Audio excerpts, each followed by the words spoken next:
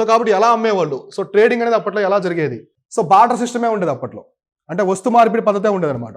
కాబట్టి చూడండి, బార్టర్ అంటే వస్తు మార్పిడి, అంటే మీరు మాకు ఒక వస్తువు ఇస్తే నేను మీకు ఒక వస్తువు ఇస్తాను. సో ఇటువంటి వస్తు మార్పిడి పద్ధతి అనేది అప్పట్లో కూడా ఉన్నదన్నమాట. సో మలివేద కాలంలో కూడా ఉన్నది. సో మలివేద కాలంలో కూడా వస్తు మార్పిడి పద్ధతే. సో కొందరు మిల్క్ ఇచ్చేస్తే వాళ్ళకి వీళ్ళు ధాన్యం ఇస్తారు, ఇంకొకరు పప్పు ధాన్యాలు ఇస్తే ఇంకొక వస్తువు ఇస్తారు. ఇలా వస్తు మార్పిడి పద్ధతి ఉన్నది. సో మనం చెప్పుకున్నాం కదా, ఇప్పుడు ఇతను మిల్క్ ఇచ్చాడు, అతను పప్పు ధాన్యాలు ఇచ్చాడు. పప్పు ధాన్యాలు కొన్ని మంత్స్ వరకు ఉండిపోతాయి, సో మంత్ అయినా ఉండిపోతాయి. కానీ మిల్క్ అనేది 2-3 డేస్ చెడిపోతాయి కదా, అప్పుడు ఫ్రిడ్జెస్ రిఫ్రిజిరేటర్ లేవు కదా. సో కాబట్టి దానికోసం ఒక కాన్సెప్ట్ వచ్చింది, అదే నిషిక. మీకు ఆల్రెడీ చెప్పాను. సో నిషిక అనేది మీకు తొలివేద కాలంలో చెప్పాను, బ్రాకెట్లో రాసుకోమని. మలివేద కాలంలో కాన్సెప్ట్ వచ్చిందని, అదే ఇదనమాట. సో నిషిక.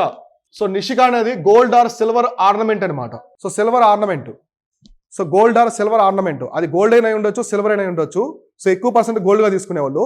ఒక ఆర్నమెంటు, అది కాయిన్ కాదు, నాణ్యం కాదు, ఒక ఆర్నమెంటు. సో అది ఒక చిన్న చిన్న షేప్ లాంటిది. సో మనకి బంగారం బిస్కెట్ అంటాం కదా, అటువంటి షేపులు ఎలానే ఉండేది. సో ఇటువంటి షేప్స్ ఆర్నమెంట్స్ లాగా ఎలానే ఉండేది, అటువంటిది ఇచ్చేదనమాట. విలువైన వస్తువులు మనం కొనుక్కునేటప్పుడు ఇప్పుడు పప్పు ధాన్యాలు తీసుకున్నారు చాలా పెద్ద మొత్తంలో, సో దానికి వస్తు మార్పిడి పద్ధతిలో ఇది ఇచ్చేవాళ్ళు అనమాట. సో కాబట్టి ఇక్కడ మీరు రాసుకోండి, ఎటువంటి నాణ్యాలు లేవు. So there was no evidence of coins, నాణ్యాలు లేవు అని రాసుకోండి. ఇంకా నాణ్యాలు అనేవి ఎగ్జిస్ట్ కాలేదు అప్పటికి. సో నాణ్యాలు అనేది అప్పటికి ఇంకా ఎగ్జిస్ట్ అవ్వలేదు అనమాట. సో నిషిక అని రాసుకోండి, రేపు అడుగుతారు. నిషిక అంటే, నిషిక అనేది కాయిన్ అని చెప్పేసి అడుగుతారు మిమ్మల్ని ఎగ్జామినేషన్లో. కాయిన్ కాదు, అది ఒక ఆర్నమెంట్ అని గుర్తుపెట్టుకోండి, ఓకేనా. సో నిషిక అనేది ఉండేది, దాన్ని ఇచ్చేసి పెద్ద మొత్తం తీసుకునేవాళ్ళు, ఓకేనా. ఇప్పుడు నేను ఒక 100 లీటర్స్ ఆఫ్ నెయ్యి తీసుకోవాలనుకోండి, దానికి వస్తువులు ఇవ్వలేం కదా, చాలా పెద్ద మొత్తం అది అప్పట్లో.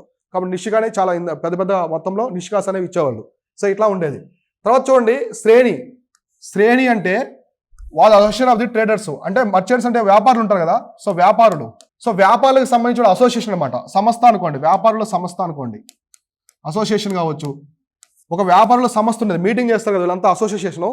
దాన్ని ఏమని పిలిచేవాళ్ళంటే శ్రేణి అని చెప్పేసి పిలిచేవాళ్ళు, శ్రేణి. సో శ్రేణి అని చెప్పేసి పిలిచేవాళ్ళు. శ్రేణి అంటే వ్యాపారుల సంస్థ అనమాట. సో వ్యాపారం ఎవరు చేసేవాళ్ళు అప్పట్లో? వైశ్యాస్. సో వైశ్యాస్ మొత్తం కూడా మర్చెంట్స్, అలానే ట్రేడర్స్ అనమాట. సో వీళ్ళు చేసేవాళ్ళు.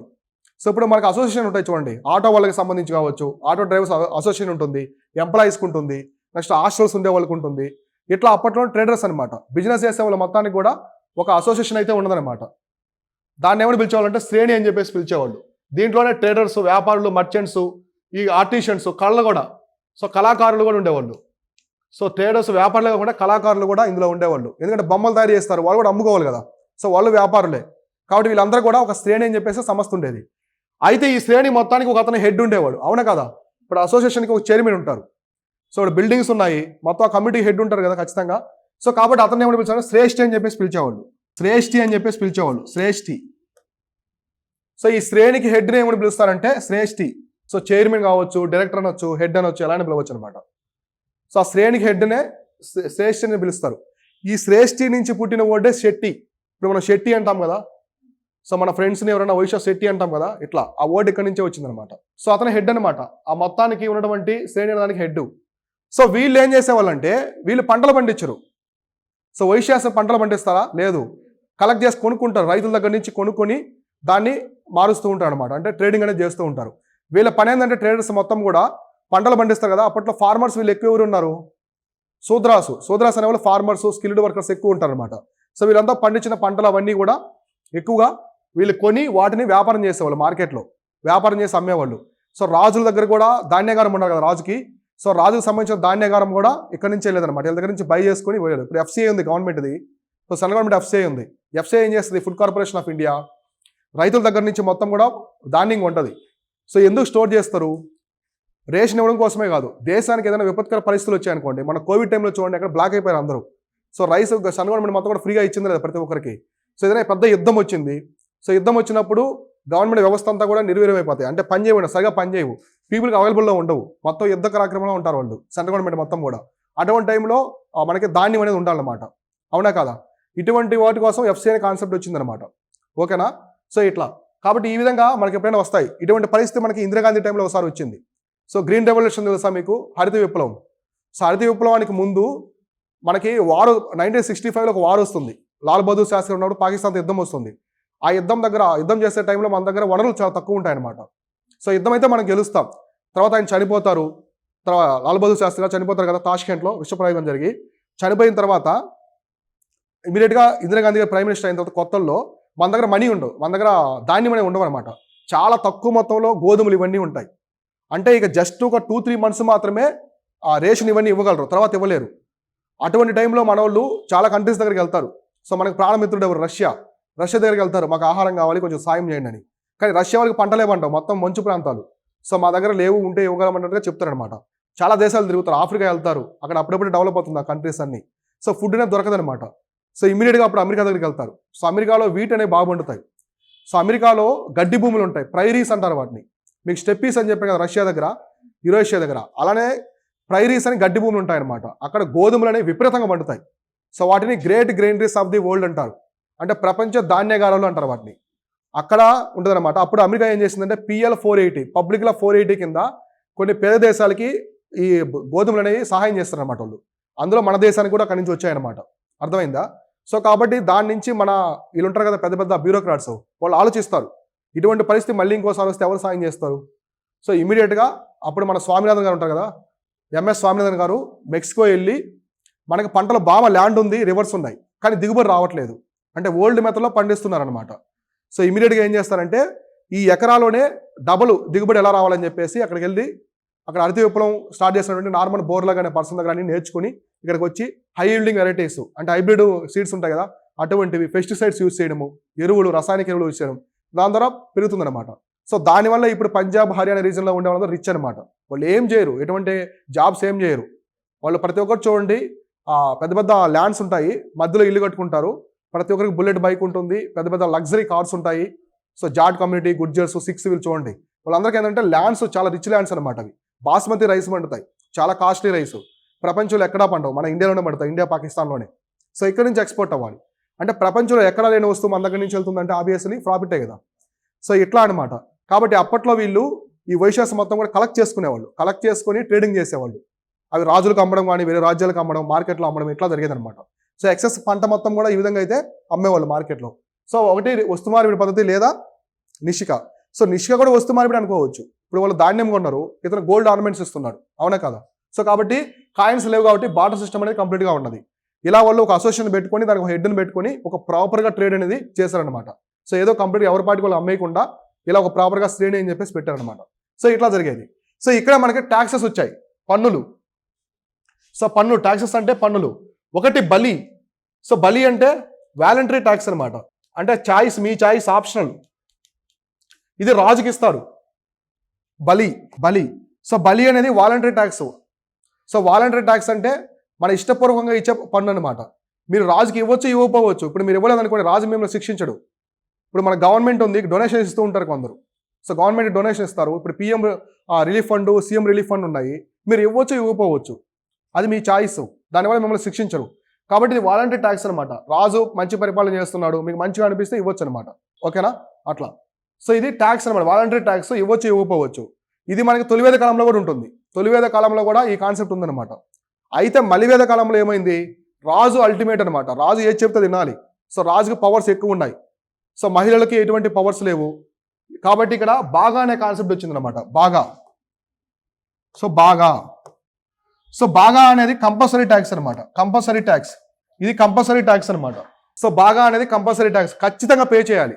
ప్రతి ఒక్కరు కూడా ఖచ్చితంగా ఈ ట్యాక్స్ అనేది పే చేయాలన్నమాట. బాగా అనేది ఈ ట్యాక్స్ ఎందుకు తీసుకునే వాళ్ళంటే వాళ్ళని రక్షించడం కోసం. సో ప్రజల్ని సంరక్షించే బాధ్యత ఎవరిది, రాజుది. సో కాబట్టి రాజు సైన్యాన్ని మేనేజ్ చేయాలి, వాళ్ళకి ఫుడ్ కావచ్చు, శాలరీస్ అవన్నీ ఇవ్వాలి కదా, ఆయుధ సామాగ్రి కొనాలి, తయారు చేయించాలి, వీటన్నిటి కోసం డబ్బు కావాలి, సంపద. అందుకోసం ఈ ట్యాక్స్ విధించారు.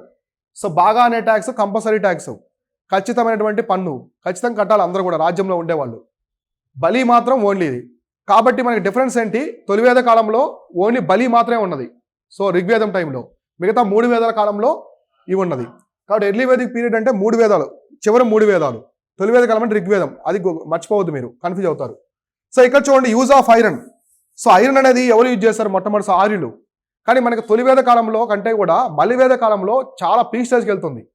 అంటే ఇనుపు ద్వారా తయారు చేసినటువంటి పనిముట్లు కావచ్చు, ఇనుపు వస్తువులు తయారు చేయడం. సో ఇక్కడ మీరు డిఫరెంట్గా పిలిచేవాళ్ళు, అంటే మనకి 1200 BC అనమాట. సో మనకి ఎక్కడ స్టార్ట్ అయింది వేదకాలం అనేది, 1500 నుంచి 600. సో 600 వరకు వేదకాలం ఉంది. సో 1500 నుంచి 1000 వరకు ఉండేది తొలి వేద కాలం. సో 1000 నుంచి 600 ఉండేది మలి వేద కాలం. అవునా కదా? ఈ ఐరన్ అనేది ఎక్కడ స్టార్ట్ అవుతుంది అంటే 1200 BCలో ఈ మొత్తం స్టార్ట్ అవుతుంది. అంటే ఐరన్ యూజ్ చేయడం స్టార్ట్ అవుతుంది అనమాట. ఎందుకంటే ఆర్యులు బయట నుంచి వచ్చిన వాళ్ళు కదా, వాళ్ళకి ఇండస్ట్రీ తయారు చేసే ఆయుధ సామాగ్రి అన్ని ఇక్కడ లేవు, వాళ్ళు ఏర్పాటు చేసుకున్నారు కాబట్టి స్టార్ట్ చేస్తారు ఐరన్ వస్తువులు తయారు చేయడం అవి. ఓకేనా? సో 1500 BCలో ఈ ఐరన్ వస్తువులు తయారు చేయడం అనేది స్టార్ట్ అయింది అనమాట. So but it was the టెర్ముడు కృష్ణాయాసు శ్యామయాసు. సో అయితే ఐరన్ ఏమని పిలిచేవాళ్ళంటే శ్యామ్. సో నీలమేఘ శ్యాముడు అంటారు. శ్యామ్ అంటే అర్థం ఏంటి? బ్లాక్ కలర్ అని చెప్పేసి అర్థం. శ్యామ్ అంటే బ్లాక్ అని చెప్పేసి అర్థం. సో కృష్ణ అన్న కూడా బ్లాక్ అనమాట. ఇప్పుడు కృష్ణ బిలాలు అంటారు, అంటే బ్లాక్ హోల్స్ అంటాం కదా, స్పేస్లో ఉంటాయి బ్లాక్ హోల్స్. అంటే కృష్ణం అంటే అర్థం ఏంటంటే బ్లాక్ అని చెప్పేసి అర్థం. సో అందుకే ఐరన్ ఎలా ఉంటుంది? బ్లాక్ కలర్లో ఉంటుంది. సో కొన్ని రోజుల తర్వాత ఎలా అవుతుంది ఐరన్ అనేది? సో కాబట్టి దాన్ని కృష్ణ అయాస్ అని చెప్పేసి పిలిచేవాళ్ళు. శ్యామ్ అయాస్. అయాస్ అంటే మెటల్ అని, ఓకేనా? ఖనిజం అని, అంటే మెటల్ అంటారు కదా, సో ఇట్లా లోహం. సో కాబట్టి ఐరన్ని కృష్ణ అయాసు శ్యామ అయాస్ అని చెప్పేసి పిలిచేవాళ్ళు. కృష్ణ అన్న శ్యామ అన్న both are same meaning, black అని చెప్పేసి అర్థం, కాలా అని చెప్పేసి. సో కాబట్టి ఐరన్ వాళ్ళు అప్పట్లో వేదకాలంలో కృష్ణాయాసు శ్యామయాసు అని పిలిచేవాళ్ళు. సో ఐరన్ కాకుండా ఇంకొన్ని మెటల్స్ కూడా ఉపయోగించారు అప్పట్లో. మనకి ఇండస్ వ్యాలీ సివిలైజేషన్లోనే కాపరు, బ్రోంజ్ ఇట్లాంటివి ఉపయోగించారు, టిన్ అట్లాంటివి. కాబట్టి వీళ్ళు కూడా కాపరు, టిన్ను, గోల్డ్, బ్రోంజు, లెడ్ ఇవన్నీ ఉపయోగించారు అనమాట. సో ఐరన్తో పాటుగా ఇవి కూడా ఉపయోగించారు. సో ఐరన్తో పాటుగా ఉపయోగించిన ఖనిజాలు కాపరు, రాగి, టిన్ను, గోల్డ్, బంగారము, బ్రోంజు, కాంస్యం, లెడ్, సో ఇవి కూడా ఉపయోగిస్తారు. కానీ మన భారత ఉపఖండానికి ఐరన్ పరిచయం చేసింది మాత్రం ఆర్యులే. సో ఆర్యులు ఏమేమి పరిచయం చేస్తారు? ఐరన్ అంటే ఇనుము. సో ఇనుము, నెక్స్ట్ ఇంకా హార్సెస్, గుర్రాలు, చారియట్స్ అంటే రథాలు, సాంస్క్రిట్. సో సాంస్క్రిట్ ఇక్కడ నుంచి ఎవల్యూషన్ అవుతుంది. అంటే సంస్కృతం అనే భాష కూడా వేదాలు రాస్తారు కదా, సో ఇలా ఎవల్యూషన్ అవుతుంది. అందుకే మనకి ప్రపంచంలో ఉన్నటువంటి అతి పురాతనమైన భాషల్లో సంస్కృతం కూడా ఒకటి. సో మనకి ప్రపంచం మొత్తంలో ఉన్న ఎర్లియస్ట్ టెక్స్ట్, అతి పురాతన గ్రంథాలు ఏంటి? వేదాలు. వేదాల కంటే ముందు ఎటువంటి టెక్స్ట్ అనేవి లేవు మన భూమి మీద. సో వేదాలు అనేవి ఓల్డెస్ట్ అనమాట. సో ఆబ్వియస్లీ వేదాల్లో ఉన్న లాంగ్వేజ్ వచ్చి సాంస్క్రిట్. సో కాబట్టి అది కూడా one of the oldest language చెప్పుకోవచ్చు. తమిళ్ కూడా one of the oldest language. మన భారతదేశంలో సాంస్క్రిట్ నడుస్తున్న టైంలోనే తమిళ్ కూడా ఉన్నదన్నమాట ప్యారలల్గా. సో అందుకే ఇప్పుడు కూడా తమిళ్ అని చెప్తారు చూడండి. సాంస్క్రిట్ హిందీ వాళ్ళు ఒప్పుకోరు, ఎందుకంటే మాది కూడా ఓల్డెస్ట్. హిందీ కంటే ఓల్డ్ తమిళ్, ఎందుకంటే దేవనాగరి లిపి నుంచి, అంటే సాంస్క్రిట్ నుంచే హిందీ పుట్టింది. ఇవన్నీ వచ్చాయన్నమాట. ఓకేనా? సో హిందీ నుంచి ఎవల్యూషన్ అయ్యి ఉర్దూ ఇట్లాంటివి వచ్చాయి, చాలా లాంగ్వేజెస్ అనేవి వచ్చాయన్నమాట. సో కాబట్టి అప్పట్లోనే మెటల్స్ ప్రకారం వీళ్ళందరూ కూడా ఉండేది. ఇదంతా కూడా ఏంటి మనం చెప్పుకునేది? ఆర్థిక వ్యవస్థ ఎలా ఉన్నదని చెప్పుకున్నాం కదా. సో అగ్రికల్చర్ కావచ్చు, మెటల్స్ కావచ్చు, వాళ్ళు ట్రేడర్స్ అనేవి ఎలా చేసేవాళ్ళు, వైశ్యాస్ మొత్తం ఇవన్నీ కూడా. సో ఇలా ఉండేది. నెక్స్ట్ వచ్చేసి ఆర్ట్ అండ్ క్రాఫ్ట్స్ అనమాట. అంటే కళాఖండాలు, కళలు ఇవి ఉంటాయి కదా. సో కళాఖండాలు అని రాస్తారు.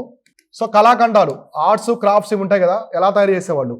ఇక్కడ ఈ పీరియడ్లో పాటరీ, సో పాటరీ కుండల పరిశ్రమ అంటారు కదా, కుండల తయారీ లేదా కుండల పరిశ్రమ. పాటరీ అనేది మనకి నాగరికత మొదలైనప్పటి నుంచి ఉంటుంది అనమాట. సో మా నాగరికతలో ఒక పెద్ద విప్లవం తీసుకొస్తుంది పాటరీ అనేది. సో కుండల తయారీ, బొమ్మల తయారీ ఇట్లాంటివన్నీ కూడా. సో ఎందుకంటే ధాన్యం దాచిపెట్టుకోవడానికి, నీటిని నిల్వ చేసుకోవడానికి వీటిని ఉపయోగించేవాళ్ళు. కాబట్టి ఒక పెద్ద విప్లవంలో తీసుకొస్తాయి అనమాట. సో కుమ్మరి చక్రం అనేది. సో కాబట్టి ఈ పాటరీ తయారు చేసేవాళ్ళు మామూలుగా ఏమంటారు, మనం వచ్చేసి కుమ్మరి అంటాం. ఈ కుమ్మరిని అప్పట్లో కులాల అని పిలిచేవాళ్ళు. సో స్టిల్ టుడే తెలంగాణలో ఇప్పటికీ కులాల అని పిలుస్తారు. కులాల, శాలివాహన అని పిలుస్తారు. సో కుమ్మరి. సో కులాల, ఈ టెర్ము కుమ్మరి అనే టెర్మ్ అప్పట్లేదు, కులాల అనే టెర్మ్ ఉన్నదనమాట. సో కులాల అనే టెర్మ్ అనేది అప్పట్లో ఉన్నది, మలివేద కాలంలో ఉండేదనమాట. సో కుండలు తయారు చేసేవాళ్ళని కులాల అని చెప్పేసి పిలిచేవాళ్ళు. ఓకేనా? సో ఇదొకటి. తర్వాత నెక్స్ట్ మనం చూస్తే, మనకి కుండలు ఎలా తయారు చేసేవాళ్ళు అప్పట్లో? తొలివేద కాలంలో ప్లెయిన్గా ఉండేది. సో మీకు ఇందాక ఇమేజ్ చూపించాను కదా, ప్లెయిన్గా ఉంటుంది, ఊరికి గీతలు గీస్తారు. ఇక్కడ పెయింటెడ్ అనమాట. సో చాలా అందంగా తయారు చేసేవాళ్ళు కుండలు అనేవి. సో పెయింటెడ్ గ్రేవేర్ వచ్చాయి. అందుకే మనకి ఇక్కడ కొన్ని డిఫరెంట్ టైప్స్ ఆఫ్ వచ్చాయన్నమాట. ఒకటి painted grey ware. So painted grey ware PGW అంటారు, అంటే అందంగా తయారు చేయడం. సో పెయింటింగ్స్ అవి తీసుకురావడం.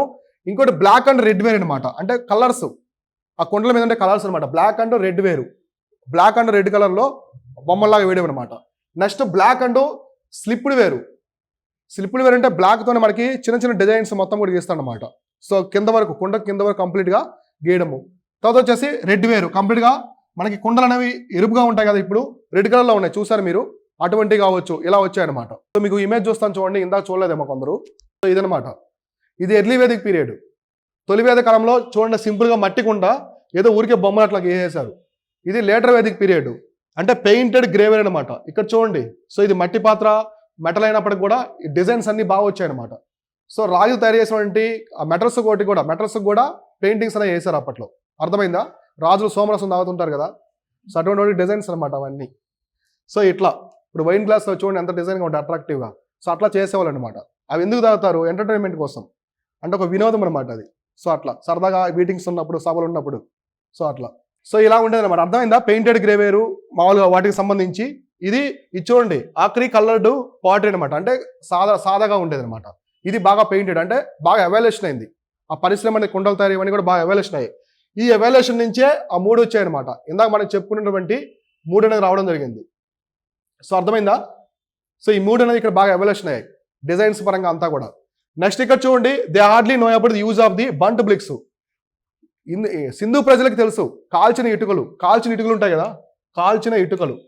వీళ్ళకంటే ముందున్నటువంటి సింధు ప్రజలకి కాల్చిన ఇటుకలు తెలుసు. వాళ్ళు ఇటుకలు కాల్చిన తర్వాత నిర్మించుకునేవాళ్ళు భవనాలు కానీ అన్ని, కోటలు, ఇల్లు మొత్తం కూడా. కానీ వీళ్ళకి అసలు కాల్చిన ఇటుకలే తెలియదు అనమాట. చాలా తక్కువ, ఆరియన్స్కి తెలియదు కాల్చిన ఇటుకలు అనేది వీళ్ళకి తెలియదు అనమాట. వీళ్ళు నిర్మించుకునే ఇల్లు కానీ అవన్నీ కూడా ఎక్కువ స్టోన్తో ఇట్లా ఉండేదన్నమాట. ఇటువంటివి ఉండేది కాదు. కాల్చిన ఇటుకలు అనే కాన్సెప్ట్ అనేది వీళ్ళకి తెలియదు. సో ఆరియన్స్కి, వాళ్ళకి ఎలా గుర్రము ఐరన్ అనేది తెలియదో వీళ్ళకి కాల్చిన ఇటుకలు అనేది తెలియదు అనమాట. సో రాసుకోండి, కాల్చిన ఇటుకలు అనేవి ఆర్యులకు తెలియవు. సో ఇప్పుడు మనం ఏం చెప్పుకున్నాం, పాటరీ గురించి చెప్పుకున్నాం కదా, పాటరీ కుండల పరిశ్రమ అట్లాంటి. ఇంకా వీళ్ళకి వేవింగ్, సో వీవింగ్ ఒకటి, leather work, pottery and carpentry ఇవన్నీ తెలుసు అనమాట. బట్టల నేత, సో చేనేత అంటారు కదా, సో ఇట్లా. సో బట్టలు నేయడం కావచ్చు. నెక్స్ట్ లెదర్ వర్క్ అనమాట, సో తోలు పరిశ్రమ. సో లెదర్ వర్క్, తోలు పరిశ్రమ. నెక్స్ట్ మనకి పాటరీ, కుండల తయారీ. నెక్స్ట్ కార్పెంటరీ అంటే చెక్క పరిశ్రమ ఉంటుంది, చెక్కలు ఉంటాయి కదా, సో వుడ్ సంబంధించి కలప, సో ఇటువంటికి సంబంధించింది. ఇవన్నీ తెలుగు అప్పట్లో ఉండేదన్నమాట.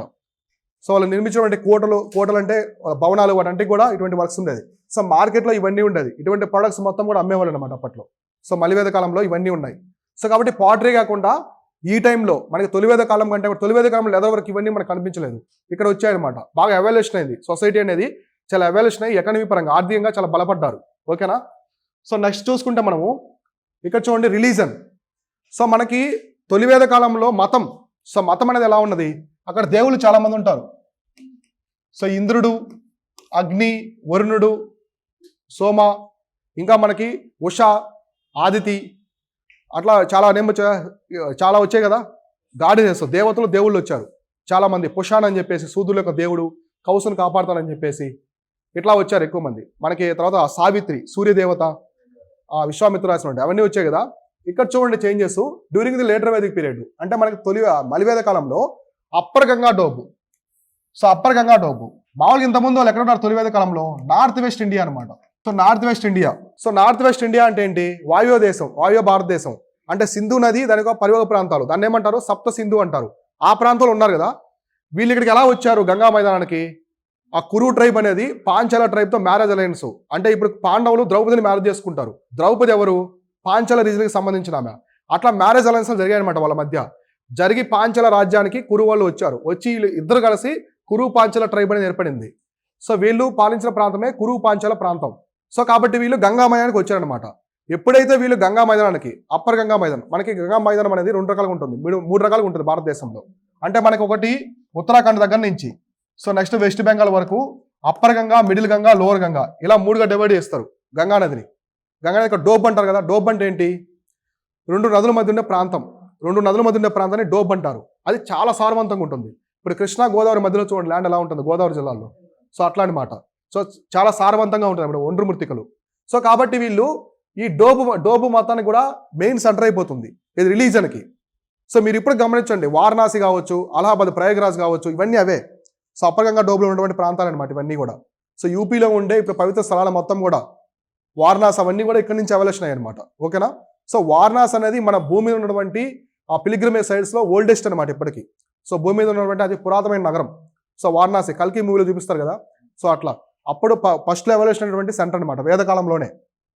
సో కాబట్టి వీళ్ళకి ఈ ఆర్యన్ కల్చర్కి, ఆర్యుల యొక్క సంస్కృతికి మెయిన్ సెంటర్ అవుతుంది రిలీజన్కి. సో వాళ్ళ మతానికి సంబంధించి మెయిన్ రిలీజన్ అవుతుంది. హిందూ అనే వర్డ్ ఎక్కడ రాదు ఇప్పటి వరకు. సో హిందూ అనే వర్డ్ ఎక్కడ రాదనమాట. సో మతానికి సంబంధించిన పేరు అనేది. ఓకేనా? సో ఇట్లా this region is described as the land of Kuru Panchala. అవునా కదా? సో కురు పాంచాల రీజన్ మొత్తం కూడా ఆ ప్రాంతం కురు పాంచాల ప్రాంతానికి సంబంధించినటువంటి రీజన్గా ఇది ఎవల్యూషన్ అయింది. ఎందుకంటే ఒకటి కురు ట్రైబు, ఇంకోటి పాంచాల ట్రైబు. సో వీళ్ళిద్దరు కలిసి ఒక ట్రైబ్ ఏర్పడ్డారు. రెండు డిఫరెంట్ ట్రైబ్స్, రెండు డిఫరెంట్ కింగ్డమ్స్ వాళ్ళు కలిసి ఒకే ప్రాంతంగా ఏర్పడ్డారు. సో ఈ ప్రాంతంలోనే ఈ రిలీజన్ అనేది చాలా పీక్ స్టేజ్గా వెళ్తుంది అనమాట మలివేద కాలంలో. సో అర్థమైందా? సో వెళ్తుంది. కాబట్టి ఈ ప్రాంతాన్ని ఏమంటారంటే ల్యాండ్ ఆఫ్ కురు పాంచాలస్ అని చెప్పేసి పిలుస్తారు. అంటే కురు తెగకు సంబంధించిన వాళ్ళు, పాంచాల తెగకు సంబంధించిన వాళ్ళు మిక్స్డ్గా ఉంటారు. ఇక్కడ నుంచి మనకి రిలీజన్ అనేది చాలా స్థాయికి, తారాస్థాయికి వెళ్తుంది. ఇక్కడే మనకి చాలా మంది కొత్త కొత్త దేవుళ్ళు కూడా వస్తారనమాట. సో ఇంతకుముందు మనం మెన్షన్ అయినటువంటి దేవుళ్ళు అందరూ కూడా ఇక్కడ బాగా హైలైట్ అవుతారు. ఓకేనా? సో వాళ్ళు చూద్దాము. ఇక్కడ చూడండి, signs of the emergence of the idolatry. ఇప్పటివరకు మనం ఎక్కడ కూడా విగ్రహారాధన చూడలేదు. సో విగ్రహారాధన చూడలేదు. ఎందుకంటే తొలివేద కాలంలో ఏం పూజించారు? మొట్టమొదటిసారి ప్రకృతి శక్తుల్ని, అంటే పంచభూతాల్ని, గాలి, నీరు, ఆకాశము, అగ్ని, వీటిని పూజించారు. గాలి, తుఫాన్లు అంటే మెరుపులు ఇట్లాంటి పూజించారు. కానీ ఇక్కడ మొట్టమొదటిసారి విగ్రహాలు అనమాట, విగ్రహారాధన. సో విగ్రహారాధన అనేది మొదలవుతుంది. సో విగ్రహారాధన అనేది మలివేద కాలంలో మొదలవుతుంది అనమాట ఇక్కడ మొట్టమొదటిసారి. ఇది కూడా ఎక్కడంటే మనకి అప్పర్ గంగా రీజియన్లో, సో అప్పర్ గంగా డోబ్ రీజియన్లో మొదలవుతుంది. సో అర్థమైందా? సో మనం ఏం చెప్పుకున్నాము, మామూలుగా ఆ టైంలో మనకి గాడ్స్ ఏమన్నారు? ఇంద్రుడు, అగ్ని, సో వరుణుడు, సోమ, వీళ్ళు మెయిన్ గాడ్స్. సో వీళ్ళు కాకుండా మనకి పుషాన్ అని చెప్పేసి, సో ఇంకా చాలా మంది ఉన్నారు కదా దేవతలు, ఆదితి అని చెప్పేసి, ఉషా అని చెప్పేసి ఇలా ఉన్నారు కదా. అయితే ఇప్పుడు సో మలివేద కాలానికి వచ్చిన తర్వాత ఈ గాడ్స్ మొత్తం కూడా replaced by the Trimurti.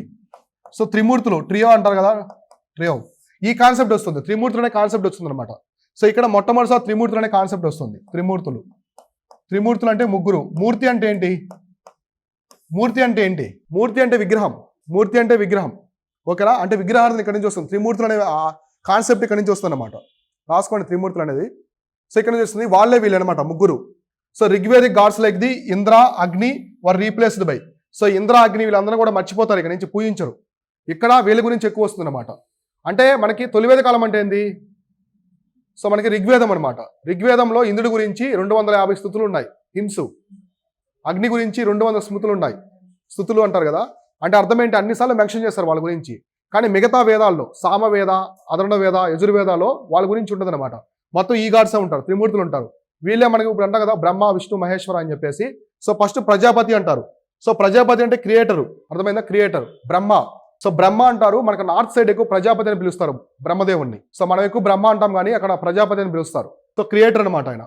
So తర్వాత విష్ణు, ప్రిజర్వరు అండ్ ప్రొటెక్టరు, అంటే కాపాడేవాడు, సంరక్షించేవాడు విష్ణువు. సో మనం విష్ణు అంటాం కదా, బ్రహ్మ, విష్ణు, మహేశ్వరుడు. నెక్స్ట్ శివ. శివ అంటే రిచువల్స్, అంటే ఆచారాలు, అలాంటి డిస్ట్రక్షన్. మనకి శివాని ఎక్కడ మెన్షన్ చేశారు? రుద్ర అని చెప్పేసి మెన్షన్ చేశారు. సో ఎక్కడ తొలివేద కాలంలో రుద్ర అని ఉంటాడు. సో డిస్ట్రక్షన్ అని ఉంటుంది. సో వీళ్ళు త్రిమూర్తులు ఎక్కడి నుంచి వస్తారన్నమాట. ప్రజాపతి అంటే బ్రహ్మ, క్రియేటరు. సో తర్వాత వచ్చేసి విష్ణు అంటే ప్రిజర్వర్, ప్రొటెక్టర్, సంరక్షించేవాడు. సో నెక్స్ట్ వచ్చేసి మనకి రుద్ర. ఓకేనా? ఈ గాడ్స్ వస్తారనమాట. ఇప్పుడు కూడా మనం ఫాలో అవుతున్నాం కదా. ఇట్లా ఇక్కడి నుంచి ఈ కాన్సెప్ట్ అనేది వస్తుంది. ఇక్కడి నుంచి త్రిమూర్తులు అనే కాన్సెప్ట్ అనేది వస్తుంది. అంటే మతానికి సంబంధించి చాలా డెవలప్మెంట్ అనేది లేదు ఇక్కడ. సో విగ్రహారాధన వచ్చింది మొట్టమొదటిసారి, విగ్రహాలను పూజించడం వచ్చింది. తర్వాత ఇంద్రుడు వాళ్ళని రీప్లేస్ చేసి ఇక్కడ వచ్చారు. సో మనం ఇంద్రుడిని, అగ్నిని ఎందుకు పూజించామంటే ఇప్పుడు ఎక్కువగా సోమాన దేవుడిని, ఇదే రీజను. అంటే టైం పీరియడ్ అనేది ఎవల్యూషన్ అయిపోయింది అనమాట. ఎవల్యూషన్ అయ్యి తొలివేద కాలాన్ని మర్చిపోయి జనాలు మలివేద కాలానికి అలవాటు పడ్డారు. సో అంతే కదా, ఇప్పుడు మన ఇంట్లో మన పెద్దవాళ్ళు ఎటువంటి చేస్తాం మనం అలానే ఉంటాం, అవునా కాదా? సో అటువంటినే ఫాలో అవుతామా లేదా? కాబట్టి అలా మన ఇండియా అనేది ఇట్లా ఎవల్యూషన్ అయిందనమాట, భారత ఉపఖండం అనేది. సో ఈ త్రిమూర్తులు అనే కాన్సెప్ట్ మొట్టమొదటిసారి ఇక్కడ రావడం అయితే జరుగుతుంది. సో ఇది మతానికి సంబంధించి మనం చూసుకుంటే మేజర్గా సో మతానికి సంబంధించి ఇలా ఉంటుంది. సో నెక్స్ట్ చూడండి, పుషాన్. పుషాన్ తెలుసు కదా. సో మనకి తొలివేద కాలంలో ఉంటాడు గాడ్. సో పుషాన్ వచ్చేసి గాడ్ ఆఫ్ శూద్రులు. శూద్రులు అంటాం కదా, మనకు వర్ణ వ్యవస్థలో చివరిగా ఉండేది ఎవరు? శూద్రుడు. శూద్రులు గాడ్. అలానైనా ప్రొటెక్టర్ ఆఫ్ ది గాడ్, ఆవుని సంరక్షించే దేవుడు. సో ఆవుని సంరక్షించే దేవుడు కూడా ఎవరంటే పుషాన్ అనమాట. ఈయన ఇక్కడ కూడా ఉంటారు. సో ఇక్కడ కూడా మనకి తొలివేద కాలంలో ఉంటారు, ఇక్కడ ఉంటారు. సో అవునే కదా. కాకపోతే ఇక్కడ రీప్లేస్ ఎవరయ్యారు? ఇంద్ర, వరుణ, అగ్ని, తర్వాత సోమ అనే దేవుడు రీప్లేస్ అయ్యి త్రిమూర్తులు వస్తారు. కానీ పుషాన్ మాత్రం అలానే ఉంటాడు, శూద్రుల యొక్క దేవుడు. సో నెక్స్ట్ మొట్టమొదటిసారి మనకి అంటే మన భారతదేశ వ్యవస్థలో టీచర్కి స్టూడెంట్కి మధ్య ఉండే రిలేషన్షిప్ అనేది వస్తుంది అనమాట ఇక్కడ. అంటే అప్పట్లో ఎక్కడికి వెళ్ళేవాళ్ళు? గురువు దగ్గరికి వెళ్ళి నేర్చుకునేవాళ్ళు శిష్యులు.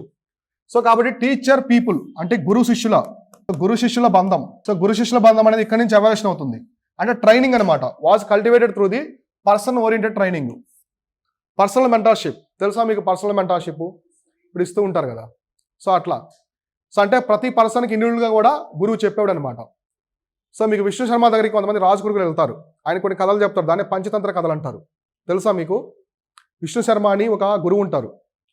సో ఒక రాజుకి కొడుకులు ఉంటారు అనమాట. వాళ్ళు అసమర్థులు, అవివేకులు అనమాట. శూన్యం వాళ్ళ బ్రెయిన్. కానీ రాజు యొక్క ఏముండాలి? సమర్థత ఉండాలి. సో అతనికి జ్ఞానం ఉండాలి, ప్రజలు ఎలా సంరక్షించుకోవాలి, ఎటువంటి డెసిషన్స్ తీసుకోవాలి, ఇటువంటివి ఉండాలన్నమాట రాజు. అతన్నే సమర్థుడు అంటారు. సో రాజు ఏం చేస్తాడు? వారసత్వంగా వచ్చేది కదా. సో వాళ్ళ ముగ్గురు కొడుకులు ఎవరెవరికి ఇవ్వాలి కదా ఖచ్చితంగా. సో వాళ్ళని ట్రైన్ చేయడం కోసం విష్ణు శర్మ దగ్గర పంపిస్తారు. సో ఆయన వాళ్ళలో జ్ఞానం పెంపొందించాలంటే కొన్ని నీతి వాక్యాలు చెప్పాలని చెప్పేసి సాధారణంగా చెప్తే అర్థం కాదు, కథలా చెప్తే వింటారు కదా పిల్లలు. సో అందువల్ల ఏంటంటే ఆయన కథలా చెప్తారు. అవే మనం చదివే పంచతంత్ర కథలు. సో పంచతంత్రం రాసింది ఎవరంటే విష్ణు శర్మ. దాన్ని తెలుగులో అనువదిస్తాడు మన తెలుగు పర్సన్ ఒక అతను. ఓకేనా? సో ఇట్లా అనమాట. అట్లాంటి బంధం అనేది ఇక్కడ ఏర్పడింది అనమాట. కాబట్టే మనకి అప్పట్లో ఏవి ఆశ్రమాలు ఉండేవన్నమాట. ఆశ్రమాలు.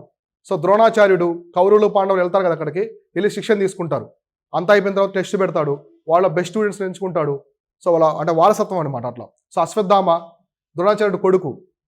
సో అట్లా అనమాట. అప్పట్లో ఈ గురు శిష్యుల బంధం అనేది పెరిగిందనమాట. సో మనకి తొలివేద కాలంలో కనిపించదు ఈ గురు శిష్యుల బంధం అనేది, పెద్దగా కనిపించదు. ఆ కాన్సెప్ట్ కూడా ఎక్కువ హైలైట్ చేయలేదు. కానీ మలివేద కాలంలో ఇలా వస్తుంది. ఇక్కడ నుంచి రిమైనింగ్ మన మగధ కింగ్డమ్ కావచ్చు, మౌర్యన్స్, అక్కడంతా కూడా ఇది ఎవల్యూషన్ అవుతుంది అనమాట. సో అర్థమైంది. అప్పుడు మనకి ఎలా ఉండే ఆశ్రమాలు ఉండేవి అనమాట. వేద పాఠశాల లాగా ఉండేది అనమాట. ఎక్కడో ఫారెస్ట్లో ఉంటాడు గురువు. ఫారెస్ట్లో కొన్ని ఆశ్రమాలు లాగా ఉంటాయి. సో రాజు కొడుకులు కావచ్చు అందరూ అక్కడికి వెళ్ళి చదువుకునేవాళ్ళు. సో అలా గురుకులు అంటారు వాటిని అప్పట్లో. గురుకులు అని చెప్పేసి ఆ పేర్లు ఇప్పుడు మనకు పెట్టున్నారు కదా. సో ఆ విధంగా. కాబట్టి మొట్టమొదటిసారి ఇలా వస్తుంది. ఇక్కడ మనకి ఆ విష్ణు శర్మ. సో విష్ణు శర్మ ఇక్కడ ఉండరు, మామూలుగా ఎగ్జాంపుల్ చెప్తున్నాను. సో విష్ణు శర్మ దగ్గరికి వెళ్ళిన పంచతంత్ర కథలు అవన్నీ కూడా ఇటువంటి కాన్సెప్టే అనమాట. సో అర్థమైందా? ఇట్లా. సో ఇప్పుడైతే మనకి గురువే వెళ్ళి చెప్తున్నారు కొందరికి. సో పెద్ద పెద్ద రిచ్ పీపుల్కి చూడండి. సో వెళ్ళి ట్యూషన్ చెప్తుంటారు, వాళ్ళ ఇంటికి వెళ్ళి చెప్తుంటారు గురువు. సో అప్పట్లో గురు శిష్యుల బంధం అనేది చాలా బలంగా ఉండేది. అంటే గురువు దక్షిణగా అడిగితే ఏమైనా ఇవ్వాలి. సో ఏకలవ్యుడు తెలుసు కదా మీకు. అంటే గురువు అంటే అప్పట్లో అంత ప్రేమ, అంత అభిమానం, గౌరవం ఉండేది అనమాట శిష్యులకి.